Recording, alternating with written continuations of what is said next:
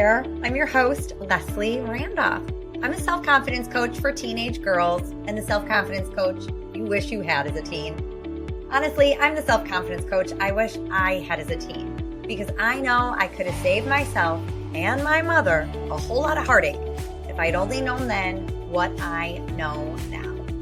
I hope to save you some of that suffering by sharing the lessons I learned late in life right here on Why Didn't They Tell Us? Welcome to the show. Hey, happy people. Welcome back to Why Didn't They Tell Us? So excited to be back in a room with you and so excited for the episode we have planned today. You know, so much of coaching, whether it's coaching to achieve a desired result, like making the team, making the grade, landing a new job or a new title, or the goal of simply feeling better, right? Feeling more joy, feeling less anxiety and stress, more calm, and as you know around here, more confident. All of this is rooted in mindset. Now, a lot of us get this wrong, and present company included. I got it wrong for a long time. We think about the how more than the mindset behind it. What I have to do or not do to achieve that desired result. But your ability to do or not do those things is determined by your mindset. Now, your mindset is contingent upon your ability to be mindful with it, mindful with your thoughts, to be deliberate with the thoughts you think so you can be deliberate with the actions you take. So many of us know the how, right? I talked about this with the goal that my son had at the beginning of the year. If you listen to that recent episode about, believing in advance, it's really obvious the how, the steps you take to achieve the goal, what we need to do and not do. But so many of us don't do the how, even if we know it. We don't take the steps we need to take to achieve the result we want to achieve. Why? Mindset. So how do we develop a goal-getter, feel better mindset? Well, practice. Mindset is like a muscle, and it requires frequent workouts to get stronger. The greatest workout for your mind, it's meditation. Now, I can feel the groans and the collective eye rolls through my microphone when I say meditation. I can hear I don't know how to meditate, and I can't meditate protest coming at me already. And I get it. I was one of the meditation naysayers for a long time, believing I didn't know how to do it. I couldn't do it. And literally every time I sat down to do it, thinking I was doing it wrong. That's why I'm not alone today. This is why I invited Sandra Merrill, the heart and soul of SKM Wellness, to join us today to talk about meditation, mindset, mindfulness, all the above. Sandra is a holistic mind, body, and energy coach who supports her clients with a variety of modalities so they can live their most balanced and fulfilled lives. She offers one-on-one and group coaching, yoga, sound and energy healing, and of course, meditation. Sandra, welcome. Thank you, Leslie. I'm so happy to be here. But before we dive into the how-tos and the whys, let's hear your why. How did you get here today with this, laundry list of extraordinary gifts that you give your clients through cognitive work, through somatic work, through breath, through sound? Tell us your story. Sure. So, my story begins, I was an anxious kid. I did everything and I got through life, but I started out pretty anxious. I ran hot and I was a major perfectionist. And I didn't have a lot of tools when I was little. And I just say that to just acknowledge where I came from. Fast forward, after college, I moved to New York City, and that just invoked a lot of feelings in me. Living in New York was crazy. I didn't have any friends there. I moved because of love. I found a job. It was a horrible one, all of the things. But after 4 years in New York, my husband and I, then fiance, moved to Ann Arbor, Michigan, and I had like a little bit of a reprieve from city life. And then we bounced back to New York. And when we went back to New York, I had a total breakdown. I mean, I just lost it. I was back in the city that is fast paced, that's super transient. The friends I had made for the 4 years I had lived there were already gone and back where they had come from. It was just kind of that type. It's that type of place, especially in your 20s. And I was working for a really, really difficult person at the time. And I lost it. I was having a really difficult time in life. And I was taking yoga. And I mean, I should say I had been practicing yoga since 2007, but I didn't like know that I was going to become a yoga instructor. It wasn't something that I really thought about. But in that moment of like, I'm back in New York, I'm working in this horrible job, like, who are my friends? What am I doing? I just signed up for a teacher training, and I didn't really give it much thought. I just kind of showed up. And I have to say, like, fast forward, everything I have subsequently done that has filled my bucket and have been the tools that I use with my clients, I have just kind of gone for because of this voice in my head that's like, go.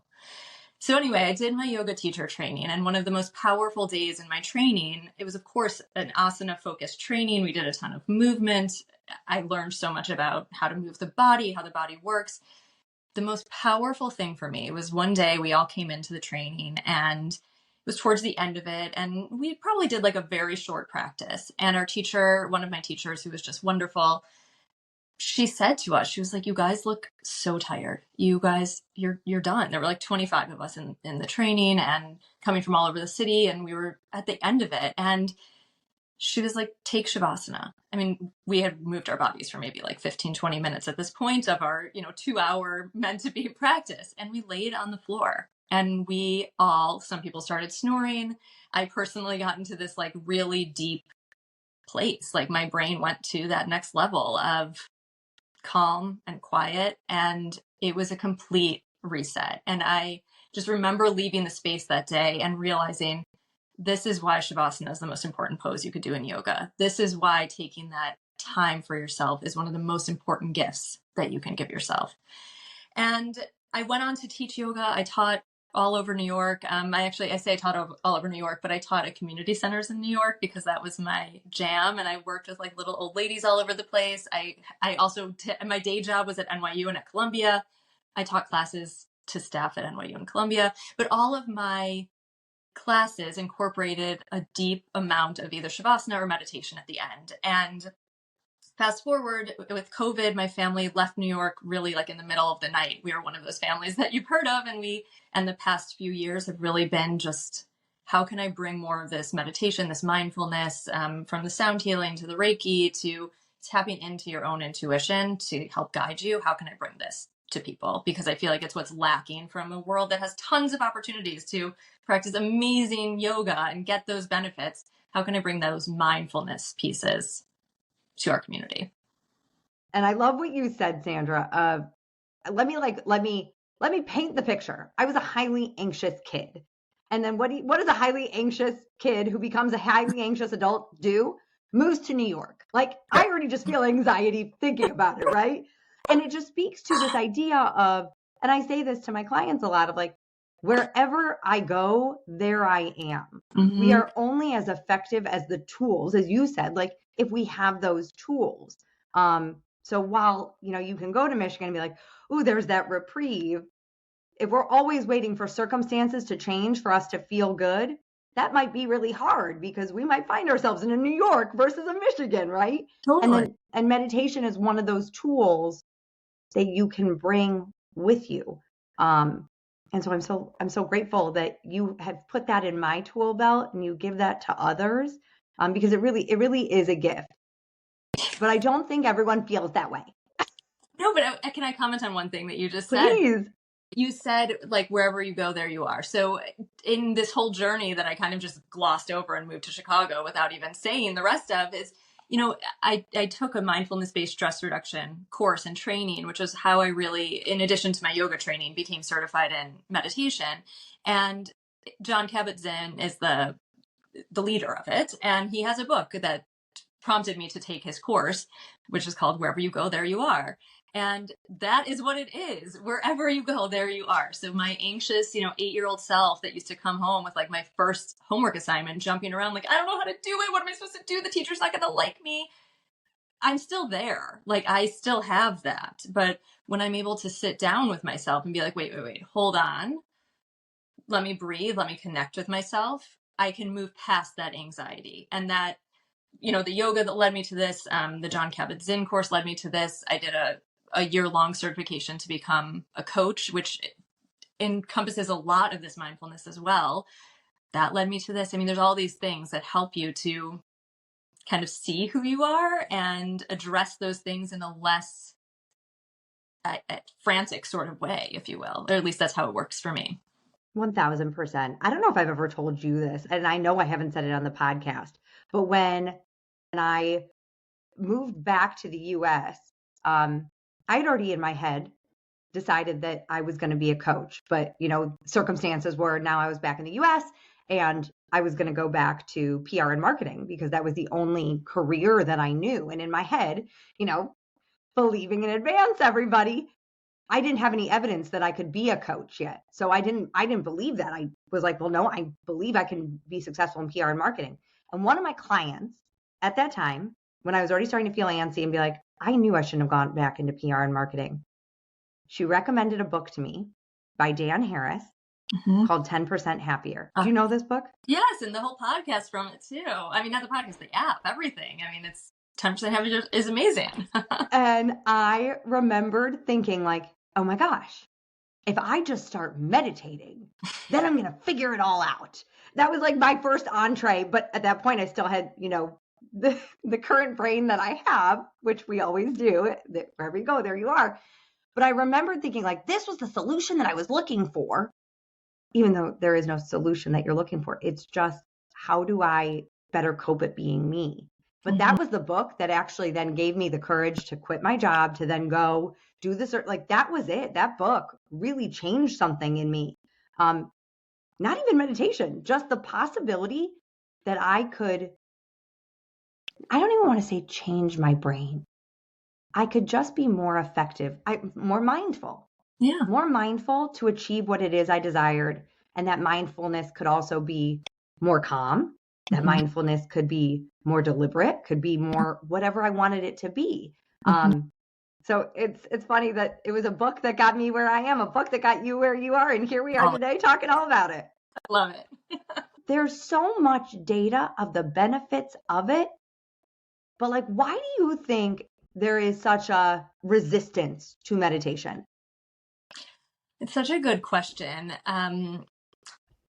What I've seen and what I personally have even experienced is there's so much noise in our world right now. We have this device, like I am recording this with you on a device that if I didn't set my do not disturb would probably ding 10 times while we were talking during this, hour that we have together.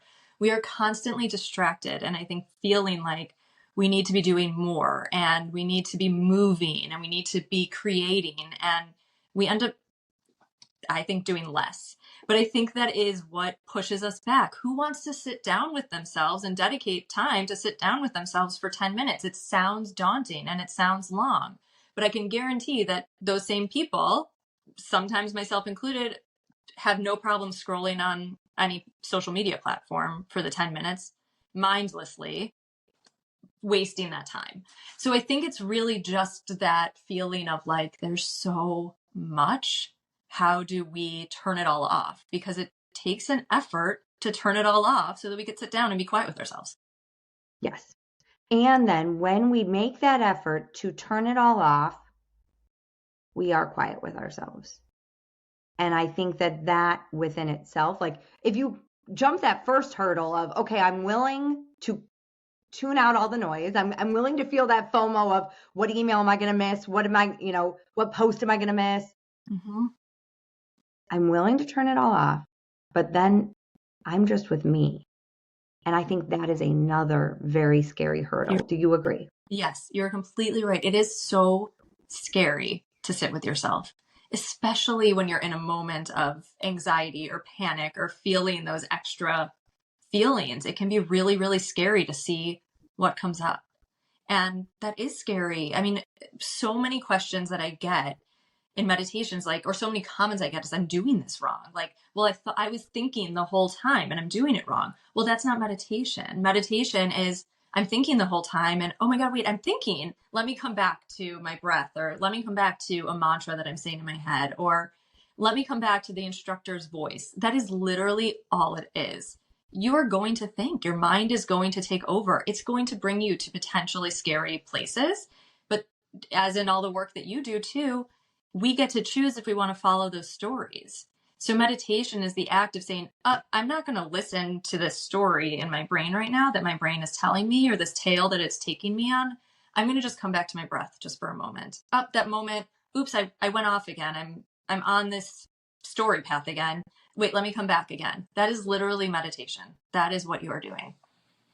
Yeah, it's taken me a long time. So I'm 100% the person that's like, well, I'm doing it wrong because my brain's still going. Full disclosure, my brain is always going. I'm Sandra knows about me. I'm a highly cognitive person. I think that that's what I like so much about coaching is, I can look at a thought and say, okay, am I going to choose to believe this? Am I going to choose to challenge it? Am I going to choose to just let it go? Right? I mean, some thoughts don't even deserve any of our energy or attention. So I'm all up in my brain. And for so long, I thought, oh, I'm doing it wrong because there's this false belief that like the mind is supposed to be a placid body of water when you meditate. But you're saying, no, that is not it. No, it's not it. But I will say there have been various studies that have been done that have said that it can take anywhere from 7 to 20 minutes for your brain to actually quiet down. Most people, if they're even going to give themselves the time, they're going to give themselves 5 minutes, maybe, if they're lucky, to quiet down. So it's knowing that, like, I'm not going to get that deep in this 5 minutes, but I'm going to practice the coming back to the here and now. If you have that time, if you're willing to give yourself longer, where does your mind go then? Like, I know for me personally, if I meditate for 10 minutes in the morning, I'd say probably about minute 7 or 8, I'm like, oh, okay, I can feel that I've entered that next state of calm. But it takes me that long. And I do this all the time. I mean, I can't say all the time. I do this once a day. And it takes me that long to get there. And it will take you that long to get there too. It's very validating because I just moved over. I just graduated myself from the 5 minute to now I'm using a new app, and they're typically like 12 minutes. Yeah. And around 7 minutes, I think I peek open my eyes and I'm like, oh, we're still here. Okay, come back. And I know now sort of the rhythm of what they do in this app. And to your point, it's a very different kind of meditation because I think that, and maybe you can even educate us a little bit. There are different forms. This one is 100% that. It is, and come back to your breath and focus and notice that your mind is wandering and come back to your breath. And it is this art of being aware when you drift and bringing you back. But it's 12 minutes.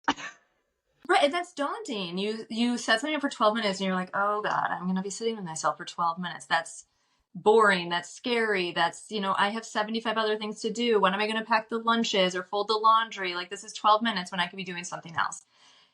Sit with yourself for 12 minutes though. And how much more effective are you when you're doing those next things? It creates that space for you to be able to go and do those things with more clarity and focus and attention. Right. And the idea is not that then you go into your world and you get more mindful of your breath, right? I mean, I think that's also part of it. The act of meditation is not so that in the board meeting or as you walk up to do the audition or the presentation that you then are like, I'm going to focus on my breath, right? It is that idea of being mindful and being so aware of the mindset for which you go into it. And what I think that it does too is, so, I think you've probably talked about this on your podcast. I've listened to all of them and it sounds like you have. If you take, we all have our sympathetic nervous system, which is our fight or flight. So we can get into a state, you're going to audition, your nerves are high, you are like freaking out, right? But you take that deep breath and you're able to quickly bring yourself back to that parasympathetic nervous system, that calm, that relax, that reset, that digest, that I can go and do this state. And what meditation does, and the beauty of practicing it every day, is when you are suddenly being chased by that bear in the woods, which none of us typically are, but when you feel that pressure of your fight or flight kicking in, you're able to come back to that parasympathetic nervous system, that calmness, quicker and more easily.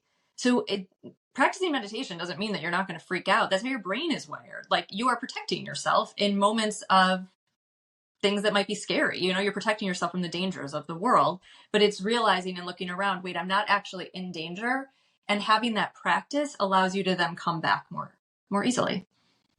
I want to tell you a story.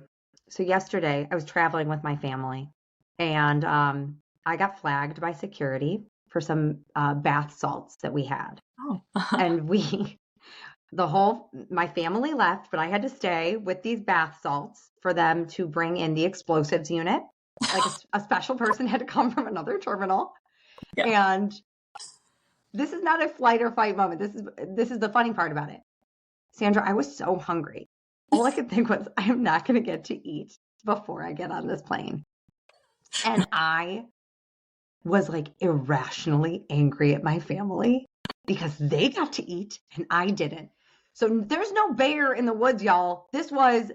I'm not going to get fed. And I was walking to the gate after my full body search, and the explosives units went through everything to determine that, no, they are just bath salts, that I wasn't going to get to eat. And I was like irrationally angry at my family. And I was like, well, when I see them, and I had that moment. And I credit this to meditation. And Sandra, I've called her before and been like, I noticed to Sandra, to Dan Harris, to all of them, I am just a little calmer.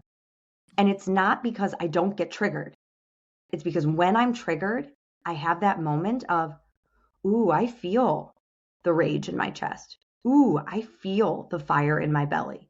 And if I allow myself to just blindly follow the breadcrumbs of this story I'm telling about, it's all my family's fault, and it's their fault that I'm so hungry, then I'm going to lash out on people I love. It's not even for those audition moments or the going up for the presentation. It is these everyday moments of anger and irrationally lashing out at your kids, of just that moment of, oh, wow, bring me back, is what I keep thinking. Yes. And it's so true. And I mean, I think about being a parent too, and how much more necessary this was. But I referenced that I broke down when I moved back to New York. I didn't even have kids yet. I can't imagine had I had a family at that point in my life and was trying to be back in this place and juggle that. But I did end up having kids, and I ended up having kids in New York, and my family was far away, and a lot of things happened. My younger daughter was diagnosed with epilepsy. There were just things that were so stressful. At the same time, my sister was diagnosed with breast cancer. If I didn't have this practice of coming back to myself, of being able to sit with myself, and I'm painting a picture as if you call me a very Zen person. I freak out all the time. I am a person too. I am still that hot little, running hot little 8-year-old girl. That is my baseline, who I am. But this practice of meditation, of making sure I move my body, of being mindful with my needs, of caring for myself, allow me to not either break down, melt down, or, freak out at my kids all the time. I still have those moments though, but this practice allows me to come back to who I actually am, to return to center is how I kind of like to think of it. I love that. Return to center. Yeah. Bring them back. Bring me back. Bring back. Return me to center. Yeah, return me to center. Because someone decided that your bath salts were, God forbid, something harmful, I mean, it's 24 hours later. I could laugh about it, but I wasn't yesterday. And the rage. So tell us then, okay, so this has been a gift for you, and it is now a gift you give others through one-on-one support, through your classes. Sandra does, she teaches classes at Bright Bowls and at Day House in Highland Park.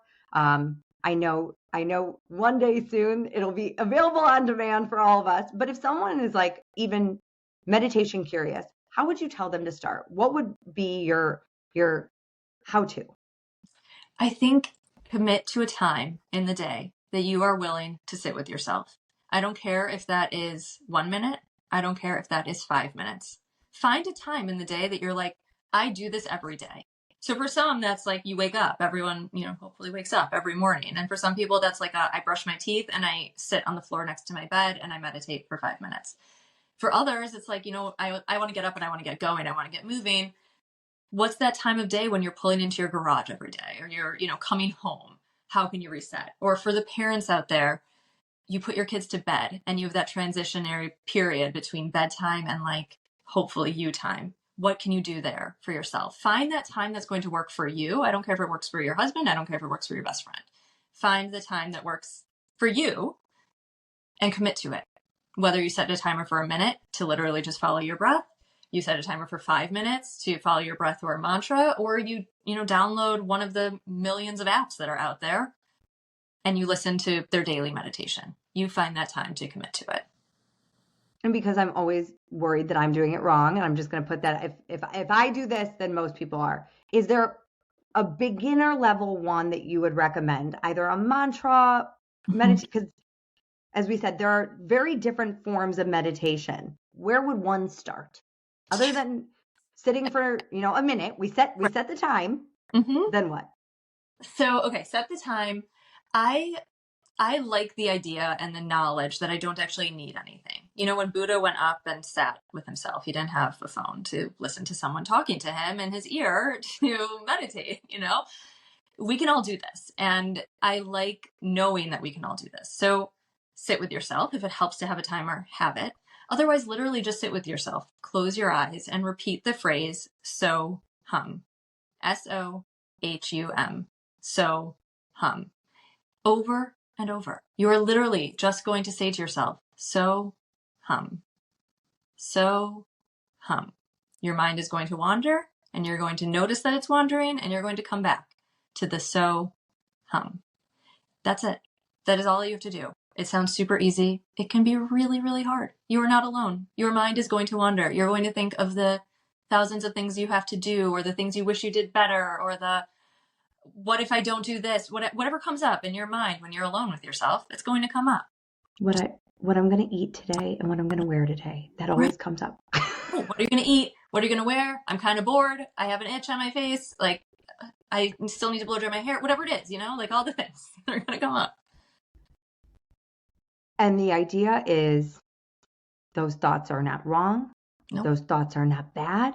Nope. That is just evidence of your humanity, that you are human with a human brain. And the goal is then bring yourself back. That's the goal. And that it made me think of the word acceptance just popped into my mind. And I think so much of meditation is about acceptance of, I am thinking these thoughts. I accept that. This is happening in my life. How can I accept that? There's so little that we have control over. I mean, in fact, we only really have control over how we show up in the world. And when we choose to, as you always say, think certain ways, if we choose to take a look at our self-limiting beliefs, or if we choose to take a look at how our thought patterns that aren't serving us and work hard to change them, how much better can our life be? And so I think meditation is just yet another tool that helps us get there. It helps us get to that place of acceptance. I can't change that I was born an anxious kid, right? But I can change how I show up and how I hope to raise my kids. I can change how I show up in my relationships. It doesn't mean I'm perfect. It doesn't mean I do it well all the time. It doesn't mean I don't still get mad and lash out. All those things still happen, but I'm aware of them in a way and I'm able to better accept them. I have a question for you based on what you just said, and I didn't even think about it. Like I've already said, I'm a highly cognitive person, but meditation is not the time to be rewriting those thoughts. That is not the time to challenge those beliefs, right? If I'm understanding you correctly, that is a time you just bring yourself back to breath or so hum. But then maybe after meditation is the time to... Well, so what I often find, okay, so like I've been stressed out about it's the season to sign my kids up for classes for the fall, and it's June 2nd or 3rd, whatever the date is today, June 3rd. And I don't know what they're going to want to do in 3 months. I find this time of year to be incredibly stressful. Like the puzzle piece of what are my kids going to do after school? It sounds so silly. It's such a first world problem. There are much bigger things going on in the world. But I sat down with myself today as I woke up this morning. My mind was racing. Wait, should I do this? Should I do that? What are they going to like? How am I going to carpool? Like whatever. How am I going to make this work for myself and for our family? I sat down with myself today, and in that, remember I told you it takes me about 7 or 8 minutes to get to a place. I had my timer set for 10, and at about the 7-minute mark, I felt calm. And all of a sudden I felt calm, and there was a little whisper in my head of, do this. And I was able to sit with that calmness, and that what that to do this is my intuition. I was able to tap in to that knowing that I have within myself. I could chatter with myself and say, no, do this, change this thought. It'll be okay if you do that. But I don't actually know anything until I sit with myself. And when I take those 10 minutes in the morning, I usually get that little nugget. Sometimes I don't listen to my intuition, and I think all of us have that issue. But when I do, it's usually the choice that serves me best. And that's what I think meditation does. So no, it's not the time to be having the conversation with yourself. It's the time to be quieting yourself down so that that magic can happen where you connect with yourself. You have this person inside of you. You have this voice of reason, of calm, of all knowing, of, respect for you and what you deserve, what you can create within. But we're so busy and loud and chattering with ourselves all the time and the external world that we forget about it. And so meditation brings us back to that place of, I know the answer already. I have that within. That's so powerful. And I think you're totally right. We do. We can play, one of my clients calls it ping pong, that mental ping pong or mental gymnastics of should I do this, should I do this? And I think that that's also one of those great times to say like, okay, even though I schedule my meditation time for this hour, those are times where maybe to just take those breaths. That is the sign. When your brain is doing the that is the time to come in. In addition to setting you, bringing you closer to your inner knowing, that authentic self, that intuition, what are some of the other benefits of meditation? Sandy Finnis, who came on the show, said this. It is like actually the key to external beauty, which blew my mind. It helps your skin cells. But why else would you urge and encourage listeners to give it a go? Okay, so what does meditation do? It lowers our cortisol levels. And what happens when we have cortisol running through our bodies? We're more stressed out, we're more anxious, our digestion's bad, our sleep is bad, all of those things. So when we're actively engaging in a practice that reduces the cortisol in our body and lowers those levels, all of a sudden we have improved sleep, improved concentration, less anxiety, better digestion, better skin, which I learned from Sandy. I didn't put that together, but now I'm always like, oh my God, I'm so beautiful because of meditation. It allows us to be more patient and kind, to, find the good and the bad. It by lowering our cortisol levels, we can be more present. It's amazing what happens when you get rid of that cortisol and you reset and get back into that state of calm. All systems go. It's like our systems everything works better in our bodies and our minds. And you asked, and this just kind of came to me, how can people get started? And I think the daunting thing is sometimes finding that time. But I think another thing that I will say is we prioritize exercise a lot, moving our bodies, and I prioritize it too. It's hugely important for mental health and well-being and being mindful. I mean, it's incredibly important to take care of this vessel that we are living in right now. So keep exercising, keep moving, but don't skip Shavasana when you go to your exercise class, or at the end of your, weightlifting session, sit down for a minute, or right before you begin that run, sit down and visualize that run. How far are you going to go? What's it going to look like? How's your body going to feel when you're doing it? That is meditation too.